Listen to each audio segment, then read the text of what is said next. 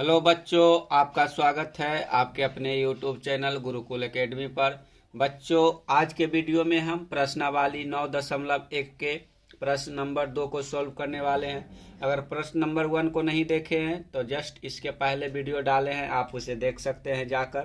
तो question number 2 है, इसमें पूछा गया है कि आंधी आने से एक पेड़ टूट जाता है और टूटा हुआ भाग इस तरह मुड़ जाता है कि पेड़ का शिखर जमीन को छूने लगता है और इसके साथ 30 डिग्री का कोण बनाता है। पेड़ के पाद बिंदु की दूरी जहां पेड़ का शिखर जमीन को छूता है 8 मीटर है। पेड़ की ऊंचाई ज्ञात कीजिए। यानी कि यहाँ पर आपको एक प्रश्न पूछा गया है जिसमें पूछा गया है कि मान लीजिए आप आंधी में एक पेड़ टूट जाता है, जिस पेड़ की ऊंचाई हमको ज्ञात करना है, और उस पेड़ के टूटे हुए भाग इस प्रकार से गिरता है कि जो पेड़ की, मान लीजिए यहाँ पर आपको फिगर दिखा रहे हैं, उसके बाद आपको समझ में आ जाएगा यह क्वेश्चन। चलिए इसको देखते हैं। तो ये यहाँ यानी कि सी डैश और बी एक पेड़ था जो आंधी आने से पॉइंट ए से टूट गया और यह मुड़कर यहाँ सी पॉइंट पर आकर मिल गया। और इसमें क्वेश्चन में बताया गया है कि पेड़ के जहाँ पर पेड़ की जहाँ जड़ है वहाँ से पेड़ की जो शिखर गिरी है जमीन से आकर, वहाँ की दूरी 8 मीटर है, तथा जो पेड़ की जो टूटा हुआ भाग जो जमीन को छू रहा है वह जमीन के साथ 30 डिग्री का कोण बना रहा है। तो यहाँ पर हमको क्या निकालना है? हमको पेड़ की ऊंचाई निकालना है, यानी कि सी डैश बी की ऊंचाई निकालना है। तो जो हमारा कर्ण है, यानी कि कर्ण मान लीजिए, इसको एच मान लेते हैं। तो जो एच है वही ए और सी है, यानी कि हमको इसका कर्ण निकालना होगा और लंब निकालना होगा, और दोनों को जोड़ देंगे तो पेड़ की ऊंचाई निकल जाएगी। तो हमको पेड़ की ऊंचाई निकालना होगा। तो आप क्वेश्चन को अब अच्छी तरीके से समझ लिए होंगे। फिर से एक बार क्वेश्चन को आप देख सकते हैं। तो यहाँ क्वेश्चन है कि आंधी आने से पेड़ टूट जाता है और टूटा हुआ भाग इस तरह मुड़ जाता है कि पेड़ का शिखर जमीन को छूने लगता है और इसके साथ 30 डिग्री का कोण बनाता है। पेड़ के पाद बिंदु की दूरी जहां पेड़ का शिखर जमीन को छूता है 8 मीटर है। पेड़ की ऊंचाई ज्ञात कीजिए। तो चलिए इसको सॉल्व करते हैं कि किस प्रकार से पेड़ की ऊंचाई हम निकाल सकते हैं। तो इसके लिए हमको पहले जो हमको क्वेश्चन में दिया हुआ है उसको अच्छी तरीके से लिखना होगा यहाँ पर, और उसके बाद हम इस क्वेश्चन को आगे ले चलेंगे। तो यहाँ लिखेंगे हल। यहाँ क्या है, यहाँ पहले हम मान लेते हैं कि माना कि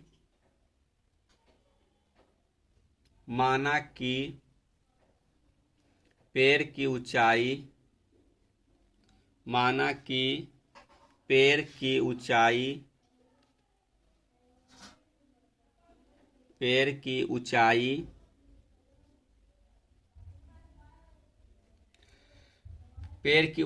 बी सी डैश है और पेड़ बिंदु ए से टूटकर जमीन पर बिंदु सी पर झुकी है। ठीक है, जो हमको क्वेश्चन में बताया गया था उसी को हम लिख लिए, यानी कि मान लिए हैं कि जो हम फिगर बनाए हैं फिगर के अनुसार हम मान लिए हैं कि जो पेड़ की ऊंचाई है वह बी और सी है, और यह जो है पेड़ की बिंदु ए से टूट जाती है और यह जमीन पर सी बिंदु पर जाकर मिल जाती है। तो यहाँ आप शॉर्ट रूप से लिख लेते हैं, यानी कि जो हम ऊपर लिखे हैं उसको शॉर्ट रूप से लिख लेते हैं। यहाँ जो थीटा का मान दिया हुआ है वह 30 डिग्री क्वेश्चन में बताया हुआ है, तो इसको भी लिख लेते हैं।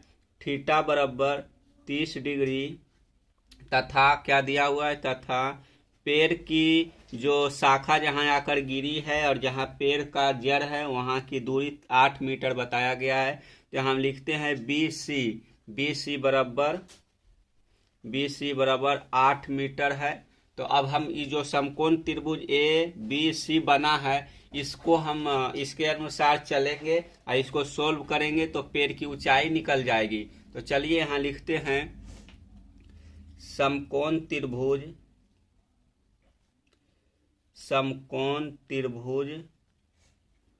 ए बी सी में ए बी भुजा के लिए ए बी भुजा के लिए यानी कि पहले हम ए बी भुजा को निकालेंगे, उसके बाद आगे बढ़ेंगे ए बी भुजा के लिए। ठीक है, इतना चलेंगे। तो ए बी भुजा को निकालने के लिए हम किसका प्रयोग करेंगे?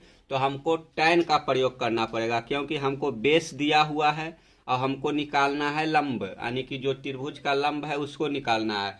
तो बेस और यानी कि आधार और लंब किस फार्मूला में आता है? तो जो tan का फार्मूला होता है उसमें आता है, क्या आता है? लंब बटे आधार आता है।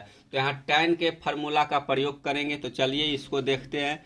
तो यहाँ हो जाएगा tan थीटा बराबर हो जाएगा लंब बटे आधार,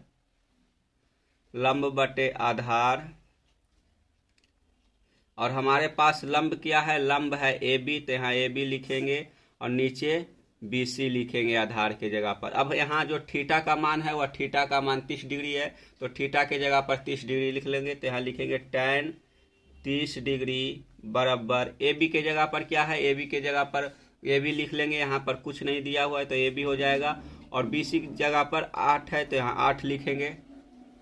और जो tan 30 डिग्री है, tan 30 डिग्री का मान क्या होता है? 1/√3। तो यहाँ लिखेंगे 30 डिग्री बराबर होता है 1/√3 हो जाएगा, और बराबर है ए बी बटे 8। तो अब हम इसको क्रॉस मल्टीप्लाई करेंगे। तो क्रॉस मल्टीप्लाई करने पर हमारे पास आ जाएगा, क्या आ जाएगा? यहाँ आ जाएगा ए बी आ जाएगा √3 हो जाएगा और बराबर 8 हो जाएगा। तो जब ए बी को निकालेंगे तो क्या हो जाएगा? तो ए बी लिखेंगे, या ए बी बराबर हो जाएगा 8/√3 हो जाएगा। इस प्रकार से जो हमारा ए बी है, ए बी निकल गया है। तो अब इतना से हमारा काम नहीं चलेगा, अभी हमको ए सी भी निकालना होगा। इसके बाद हम दोनों को जोड़ेंगे तो पेड़ की ऊंचाई निकलेगा। तो चलिए अब आगे चलते हैं। इसी प्रकार से अब ए सी को निकाल लेते हैं। अब यहाँ लिखेंगे इसी प्रकार ए सी। तो ए सी निकालने के लिए हम किस त्रिकोणमितीय अनुपात का प्रयोग करने वाले हैं? तो इसके लिए हम कॉस का प्रयोग कर सकते हैं, जिससे हमको आधार दिया हुआ है और जो इसका बेस मतलब कर्ण है वो निकल जाएगा। तो यहाँ लिखेंगे कॉस 30 डिग्री बराबर होता है, कॉस 30 डिग्री बराबर क्या हो जाएगा? बी सी बटे ए सी, यानी कि जो बी सी होता है यानी कि आधार बटे कर्ण होता है। तो हमको आधार दिया हुआ है और इसका कर्ण निकालना है। तो लिखेंगे या 30 डिग्री, जो कॉस 30 डिग्री है इसका मान होता है, इसका मान क्या होता है? √3/2 होता है। तो यहाँ 3/2 लिख देंगे। अब बराबर हो जाएगा ए बी के जगह पर क्या लिखेंगे? तो यहाँ बी सी के जगह पर हो जाएगा 8 और ए सी के जगह पर कुछ नहीं है तो यहाँ ए सी लिख लेंगे। अब आगे चलेंगे, फिर क्रॉस मल्टीप्लाई करेंगे। तो क्रॉस मल्टीप्लाई करने पर क्या आ जाएगा? हमारे पास आ जाएगा √3 ए सी बराबर हो जाएगा 8 × 2 16 हो जाएगा।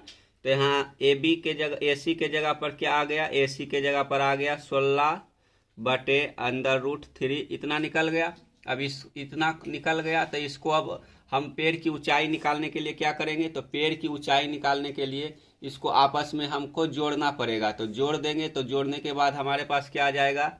पेड़ की ऊंचाई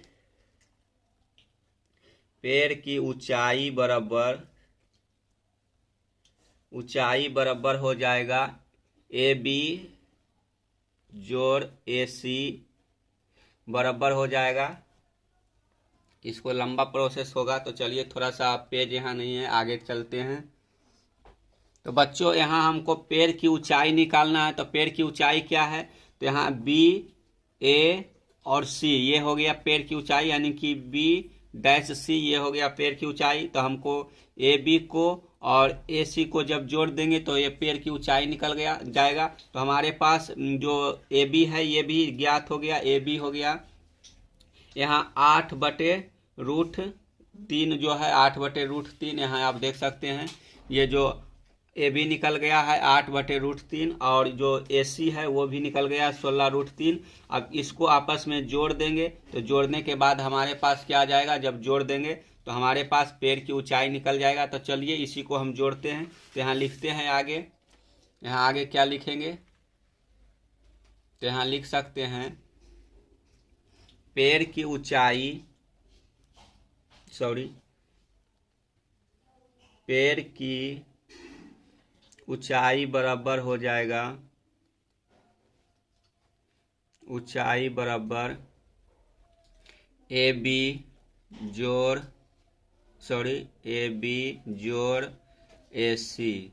ठीक है, अब ए बी को और ए सी को जोड़ देंगे तो यहाँ लिख लेंगे बराबर हो जाएगा क्या 8/√3 ए बी के जगह पर और जोड़ ए सी के जगह पर 16√3 हो गया। अब इसको जोड़ेंगे तो जोड़ने के लिए हम क्या कर सकते हैं, तो यहाँ हो जाएगा इसका एलसीएम √3।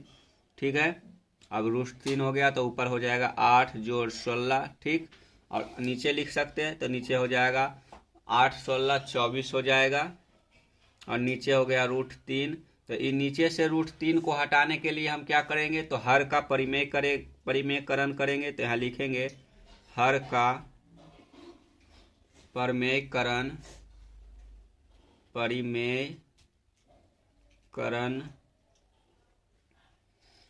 करने पर, ठीक है, जब हम हर का परिमेयकरण करेंगे तो नीचे से जो √3 है वह हट जाएगा। तो क्या करेंगे, हर का परिमेयकरण करने के लिए लिखेंगे 24/√3 और √3 से ऊपर नीचे गुना कर देंगे तो हो जाएगा √3/√3। ठीक है, अब बराबर हो जाएगा 24√3/√3 गुने √3 3 हो जाएगा। तो यहाँ बराबर आ जाएगा 8 तिया 24 8√3, यानी कि जो पेड़ की ऊंचाई है वह 8√3 मीटर निकल गया। अब लिख लेंगे नीचे अतः पेड़ की ऊंचाई बराबर हो जाएगा 8√3 मीटर। इस प्रकार से जो हमारा क्वेश्चन नंबर 2 है वो सोल्व हो गया। तो बच्चों हम आशा करते हैं यह वीडियो आपको अच्छी तरीके से समझ आ गया होगा। अगर समझ में नहीं आया है तो आप वीडियो को एक बार और देख लीजिए, जिससे आपको पूरा जो कहीं भी कन्फ्यूजन है वो अच्छी तरीके से ख़त्म हो जाए। तो चलिए मिलते हैं क्वेश्चन नंबर 3 के साथ, तब तक के लिए धन्यवाद।